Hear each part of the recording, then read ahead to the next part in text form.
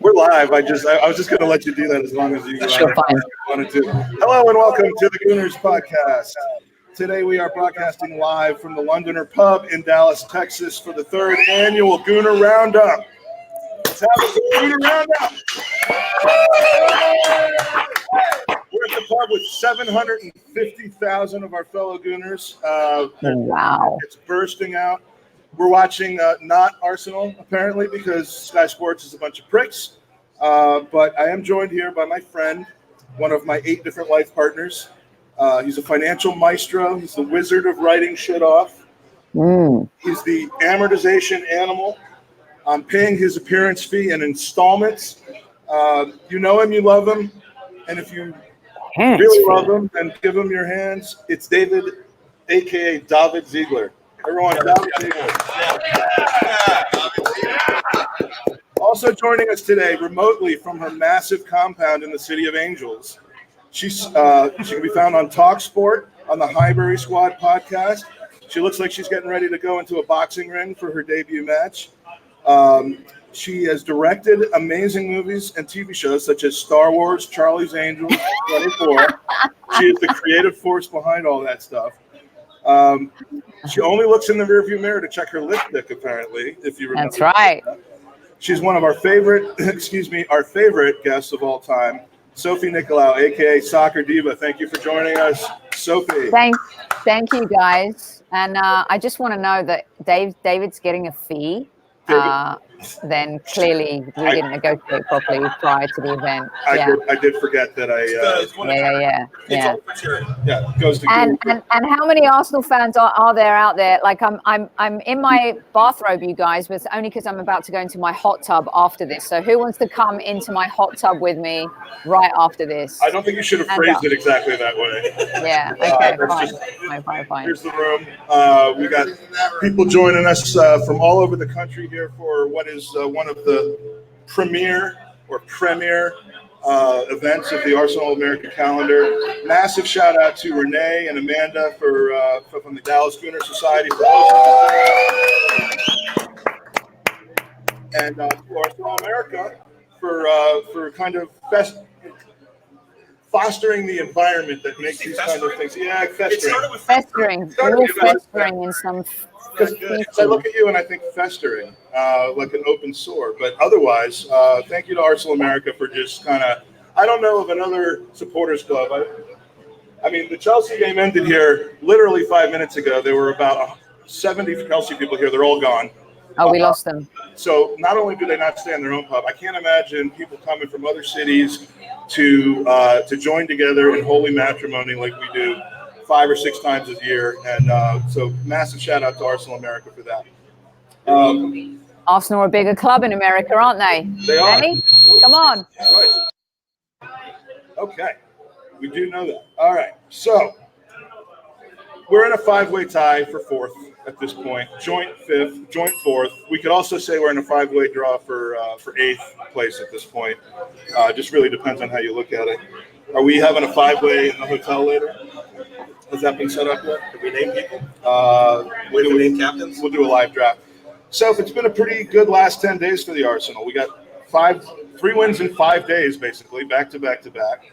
Starting with a solid performance in Europe on an away day against Frankfurt, recovering from a miserable first half against Villa, and finishing that off with a 10-man victory. And then Tuesday, just an amazing performance from our youngsters, our returning heroes.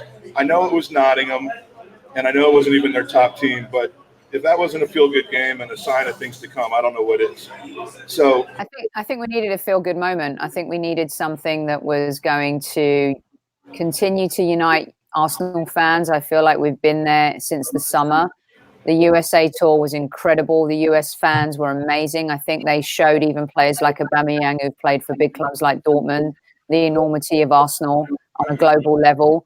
And it's never just about the fans that walk through the Emirates every weekend. It's about what fans do around the world. And I think that performance in the League Cup, which has been diminished over the years, was really important to see those young players perform, put in not only a confident performance, but a performance that yielded ROI and a result. And I think that in seasons past, Arsenal's younger players have been set up to fail a little bit because of the pressure on Wenger to win after he kind of went through some lackluster years. And that was a tricky thing, I think, for the youth coming in because they felt that insurmountable pressure. So I do feel, though, this is a moment for us to make a mark. You know, Tottenham just won with 10 men at home against Southampton. They've been absolute dog shite. You know, Manchester United are awful. Chelsea are kind of going back and forth a little bit like a tennis, you know, rally, one win, one not. And so for me tomorrow, the game on Monday's game is a must win.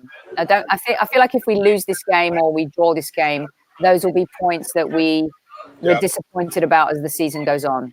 Definitely. I mean, I know that as Arsenal fans, we tend to overreact in both directions. Both, you know, when things are going well, we jump on our high horse. When things are going bad, it's just everything is falling apart. But your overall mindset on where we are as a club compared to when we talked to you a few weeks back? It's interesting. We did a show yesterday on the Highbury squad with a Manchester United key informer, Dale O'Donnell from Straight News. He's a really cool guy. He's a Manchester United, unlike Mark Goldbridge, he kind of sees things from a holistic perspective and he understands where his club is right now. We likened it to being a little bit comparable to each other, but with Arsenal maybe being more elevated right now than Manchester United. These are two teams who owned the Premier League for a long time. The rivalry was insane, and we all lived it and we loved it. But now we're trying to find our way back, and I think we're ahead of them. So do I think that I'm happy with where we're at right now? Sure.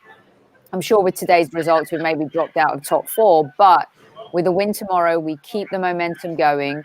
And you have to say, in terms of form right now, we're a better team than Chelsea. We're a better team than Tottenham.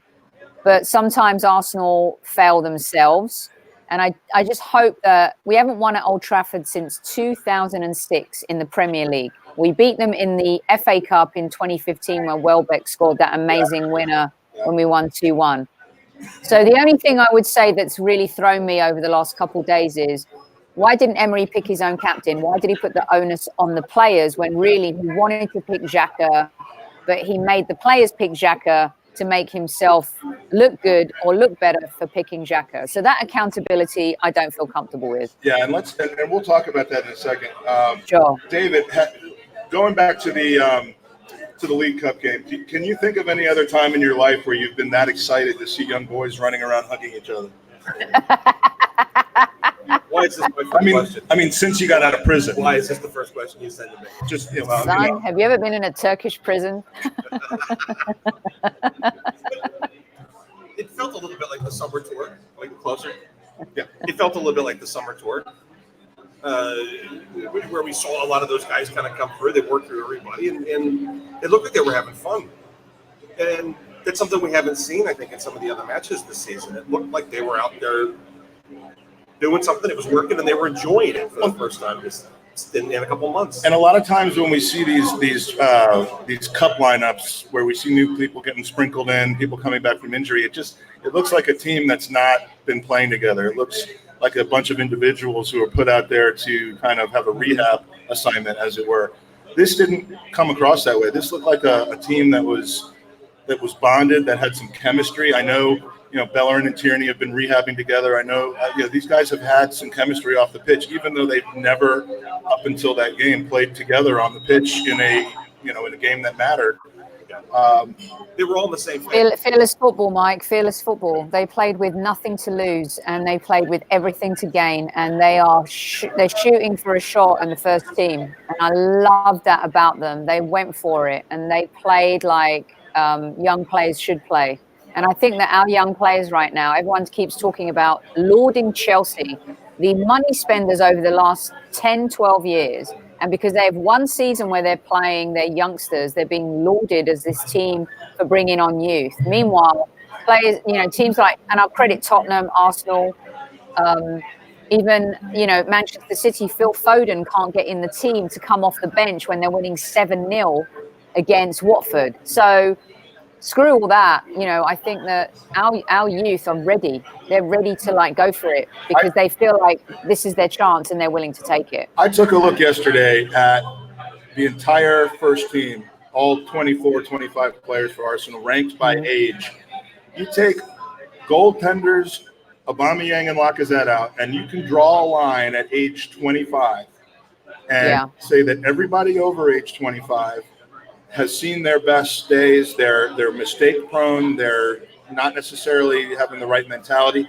Almost everybody under 25, and that includes the entire back four. That includes Willock. That includes Torreira even.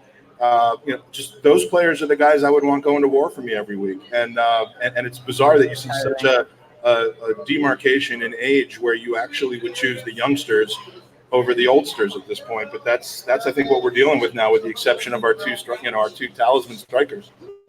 And what will Emery do, though?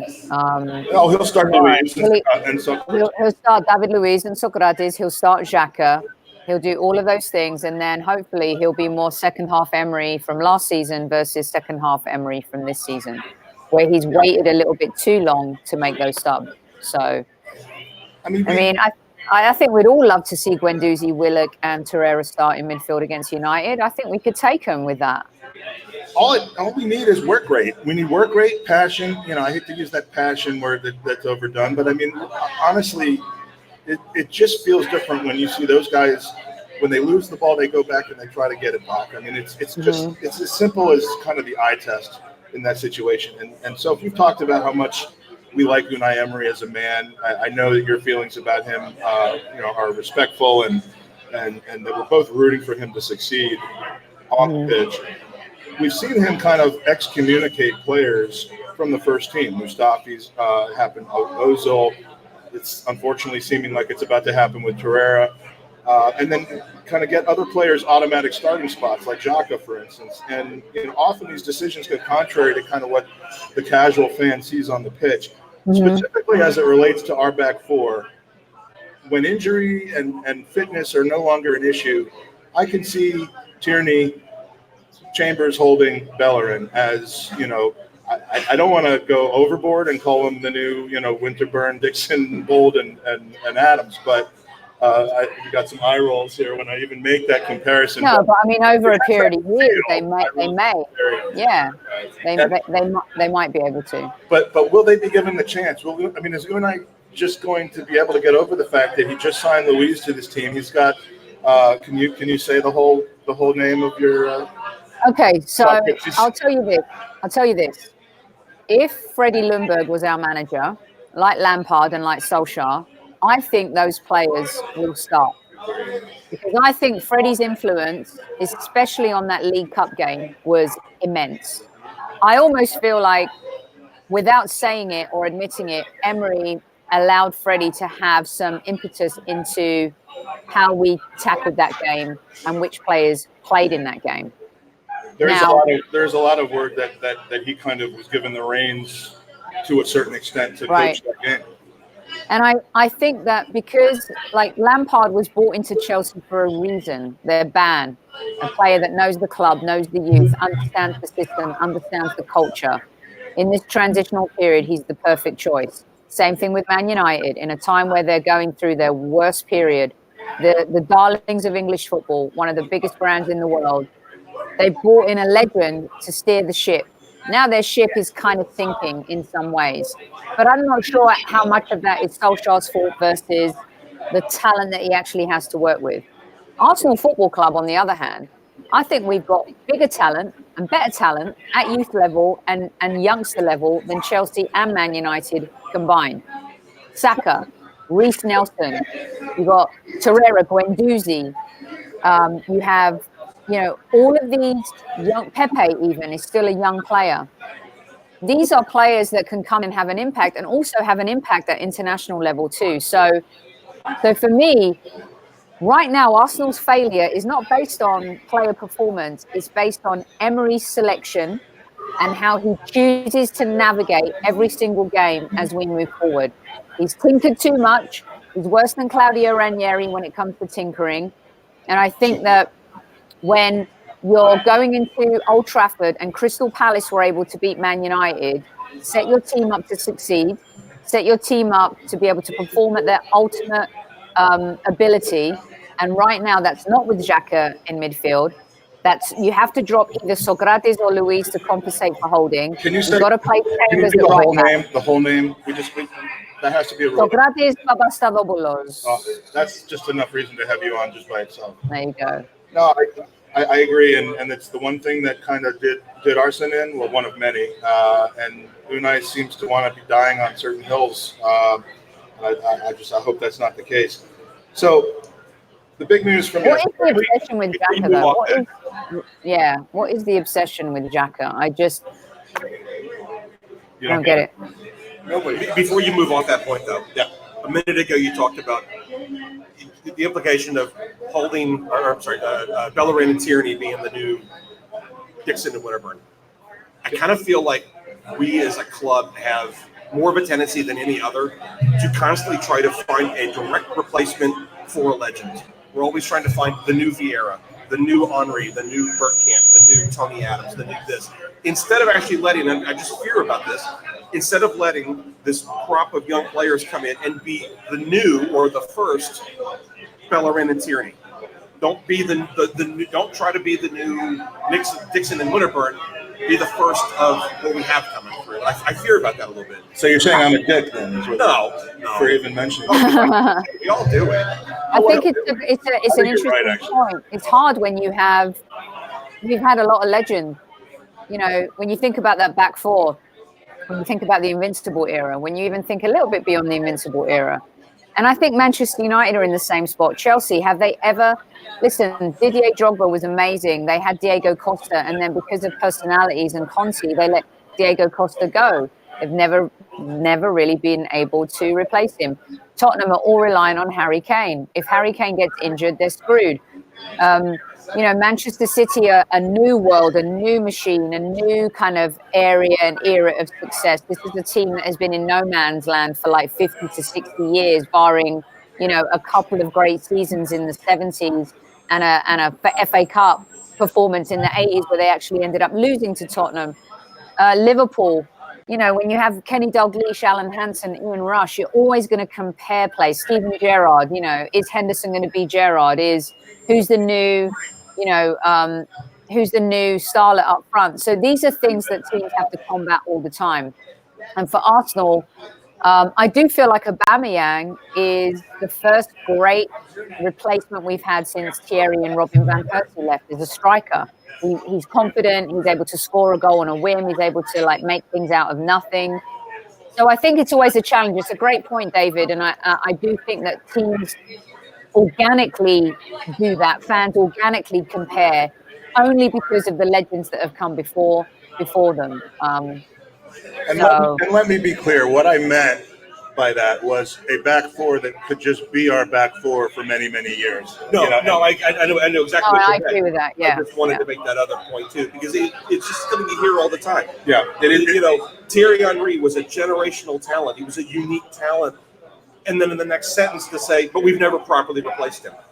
We're never going to properly replace a generational talent. What we can do is find someone that can make some of the similar contributions like Aubameyang does do. But you're not going to imagine if Van Persie had stayed.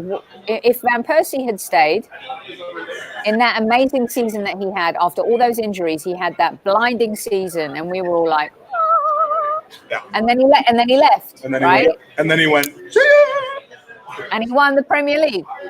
Yeah, his little boy won the little boy that was inside him, which is disgusting. He won the Premier League. So and then a few years later he lied about what happened. So let's talk about the elephant in the room, which is me actually right now. But Granit Xhaka named as primary captain, presumably for the foreseeable future, or until he's sold. Hasn't gone over well with the general supporters, I'd say, is a understatement. But I'm not so sure that we will all have the same opinion on this. So,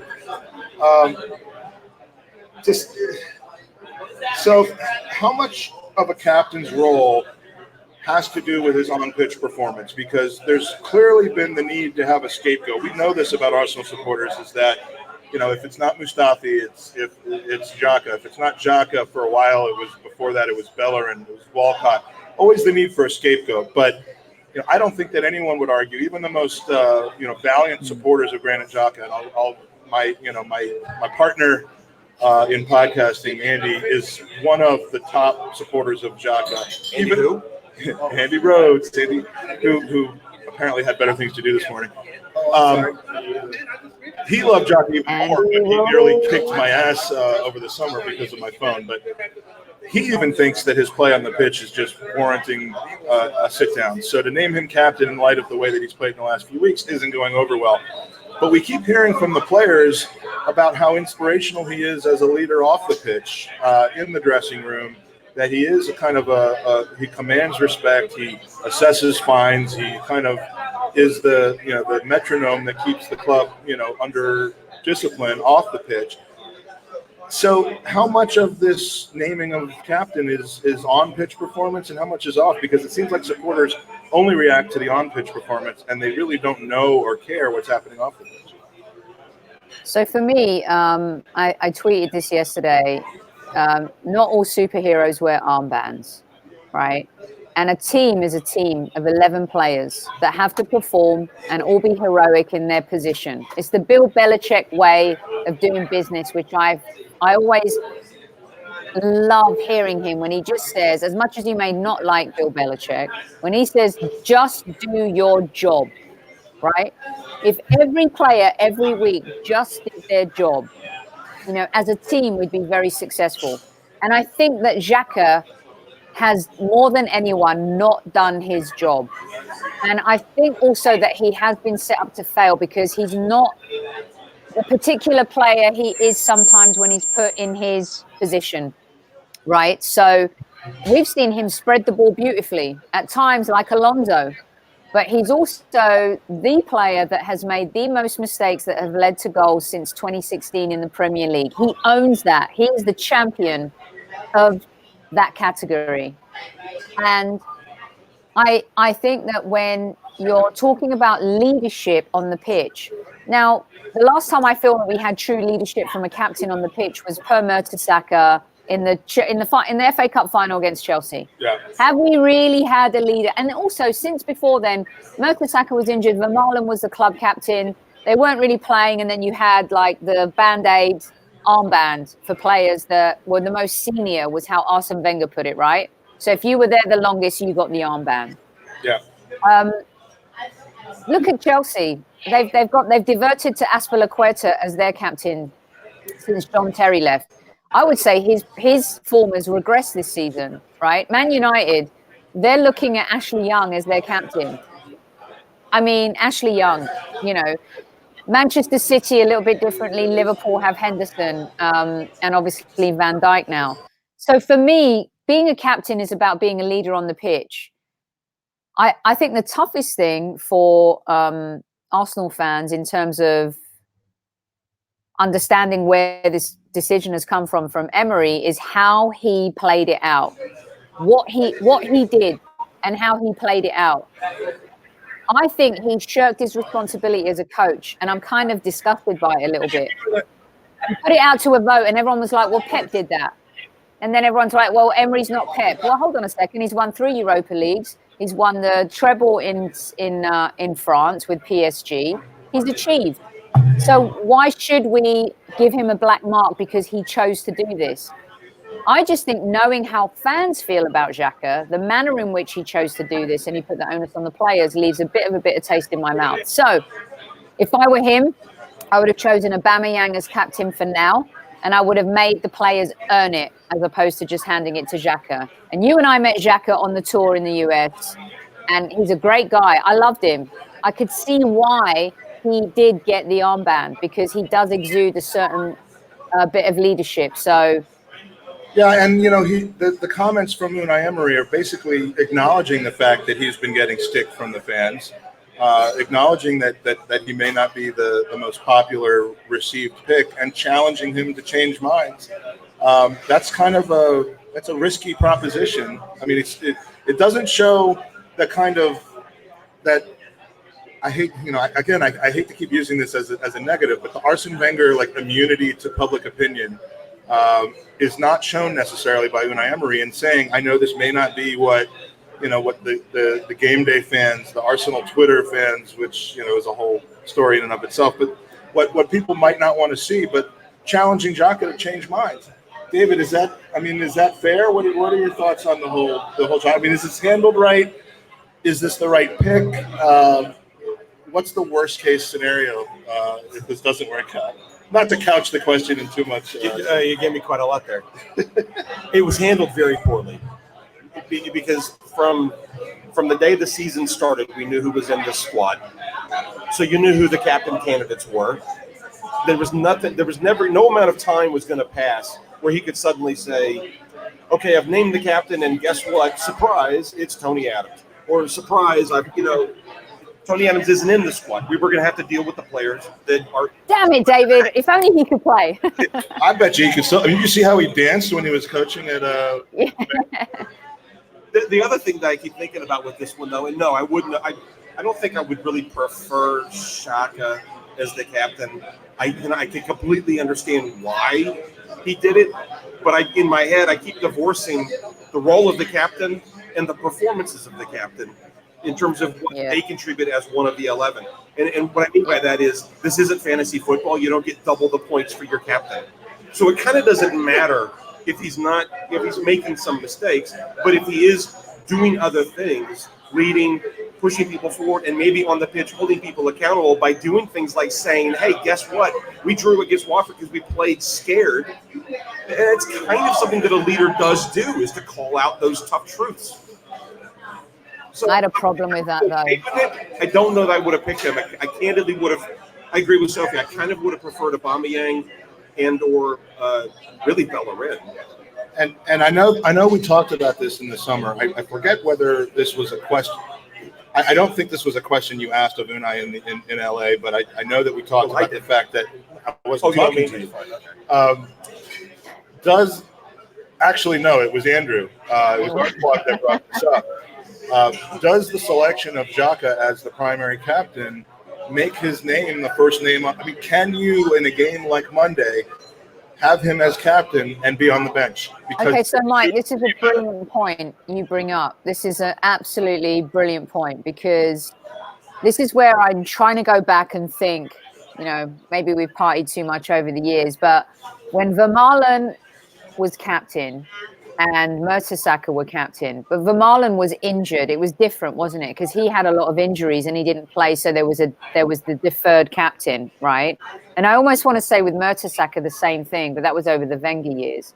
Now, I just think that in today's game, just because you're captain doesn't mean you start. However, this was Emery's way of making sure that Xhaka always starts. There's something about Xhaka that Emery loves. He's his guy. No matter how many mistakes he's made that have led to goals, there is something about him that he loves. Now, he will see this as the season goes on, because it will become our Achilles heel. And as I've said, I've tried to support Xhaka a lot because I like the guy. He's a good guy. To me, he's much more honest and authentic than Ozil, Mustafi, Kolasinac, any of those guys. When I was in the US, I loved how he stepped up and stepped forward as a leader of the team, talking to people. Even when communications people were trying to stop you from connecting with them, Xhaka didn't care. He was right there in it. And I think that's why. And I think those are the qualities Emery sees in him. But the biggest Achilles heel will be for us, guys, that he slows us down. And we're a fast team.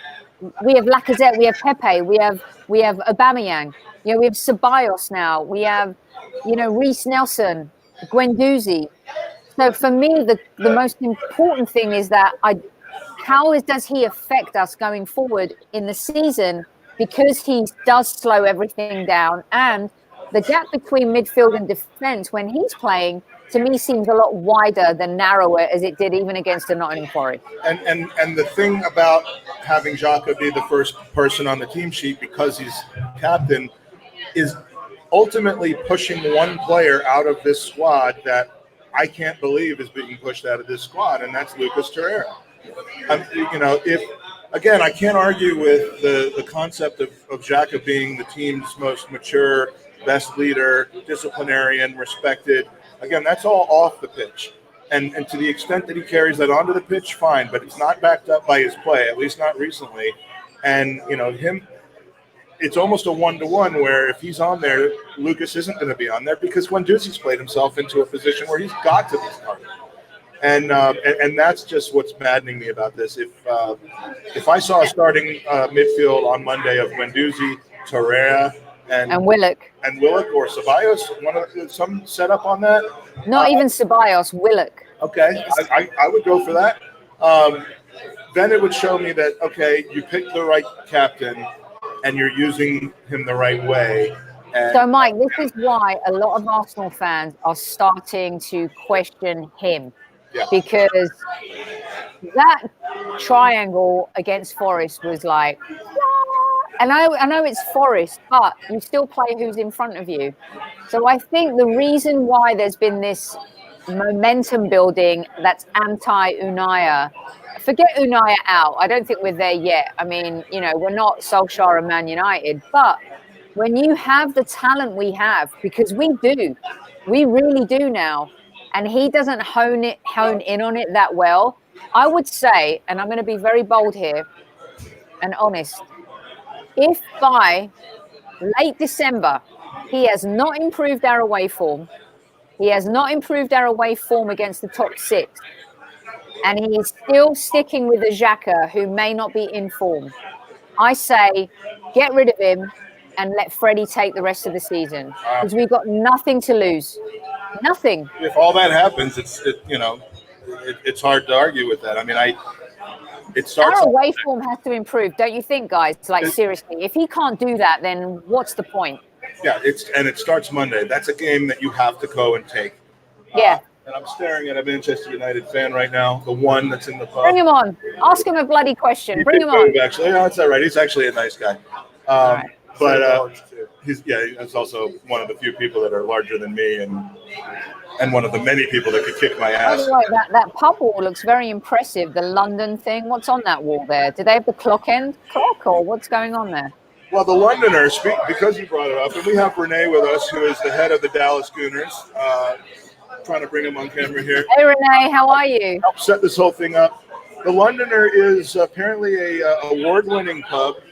What was it? The NBC Sports? Yeah, NBC, the Premier League pub in America, best pub in America, and also voted in 2014 World Cup by the Travel Channel best pub in America for the World Cup.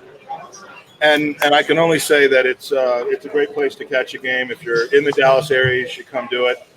Maybe we have to put in a word with Rebecca so the next fan zone doesn't go to Austin, Texas. It comes to Dallas.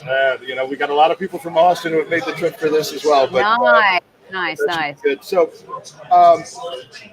just wrap up the captain discussion. Who would you have as primary captain at this point if it was completely up to you this moment in time?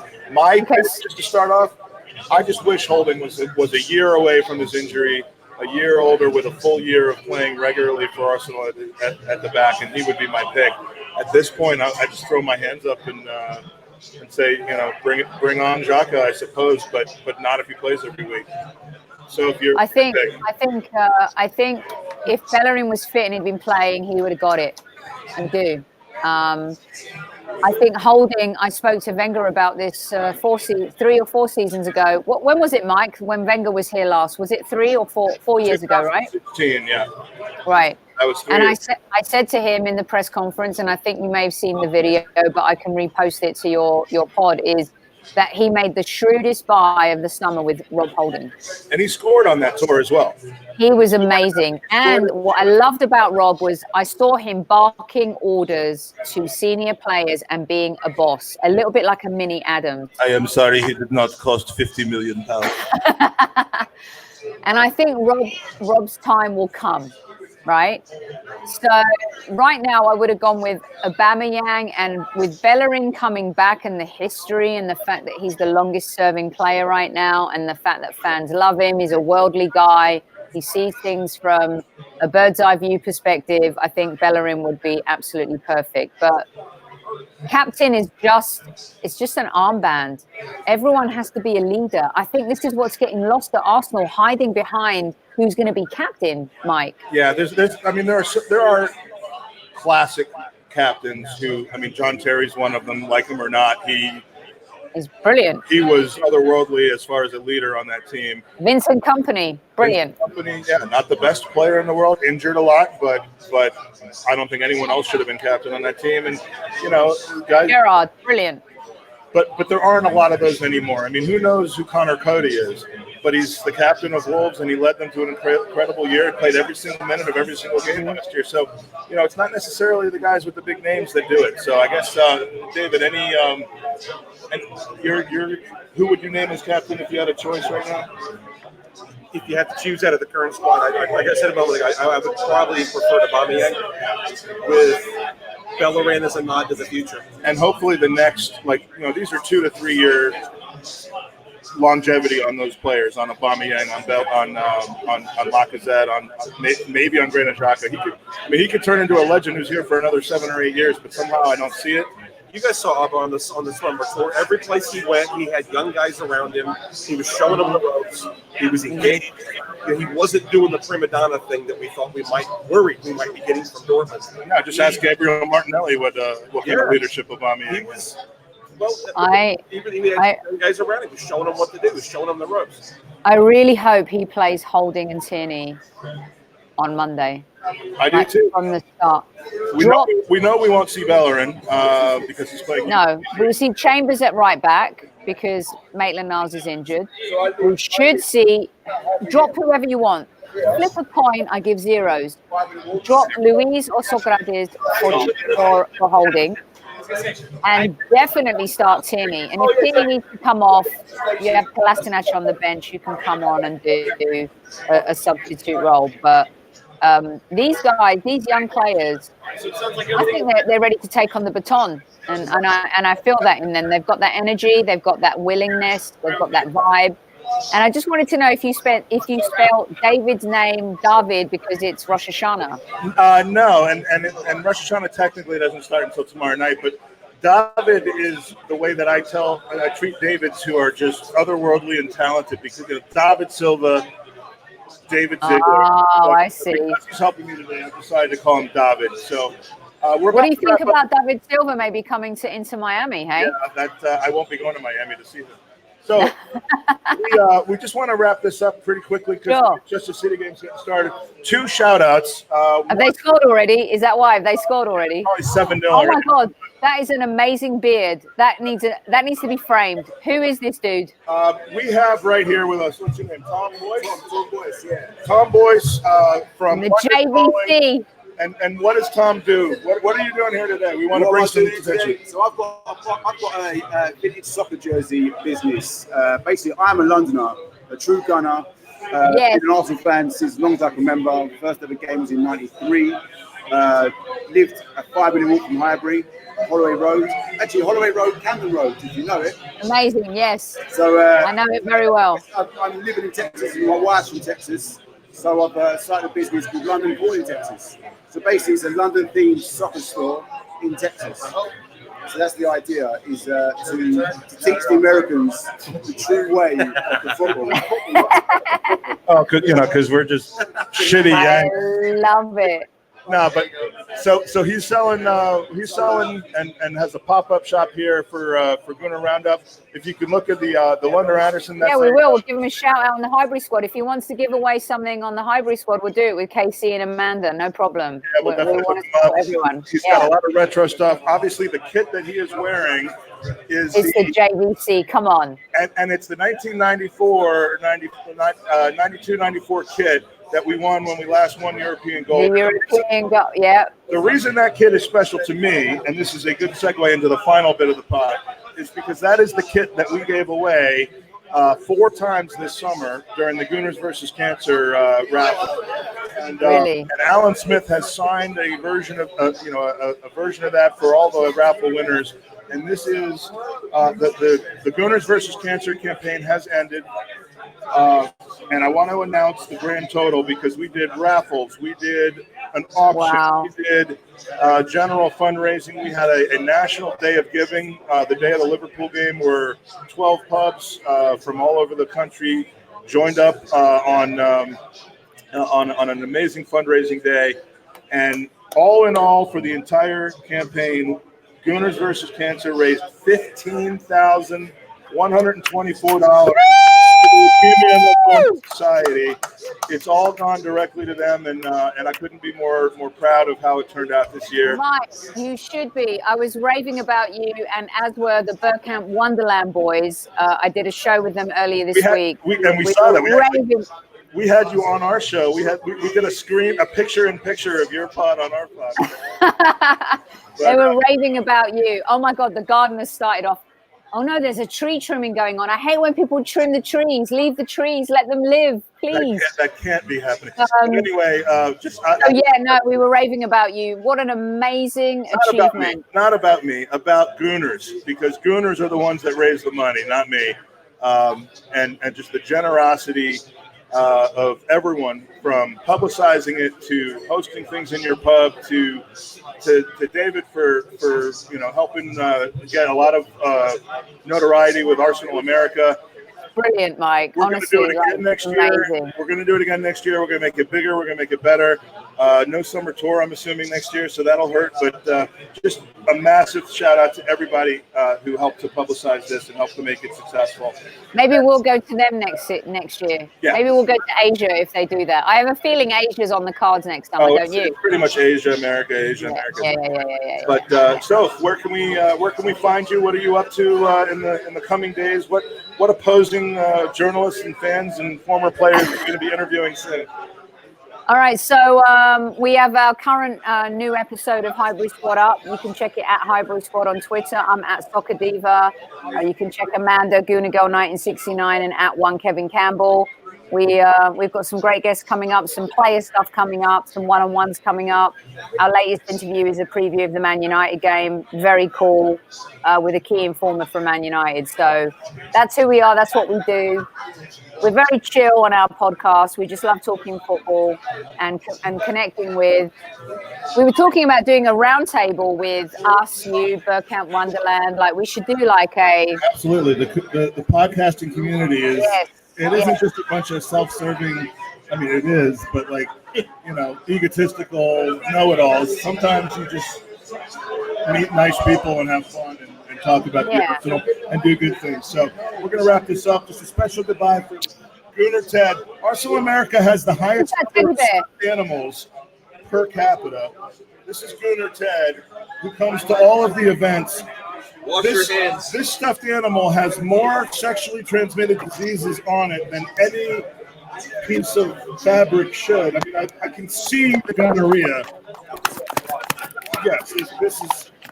So, Ted will say that we'll do the honors. Thanks for joining us, Sophie. Thank you for having us. Thank you to the Londoner Pub and Arsenal America. Come on, you Gooners. Let's go.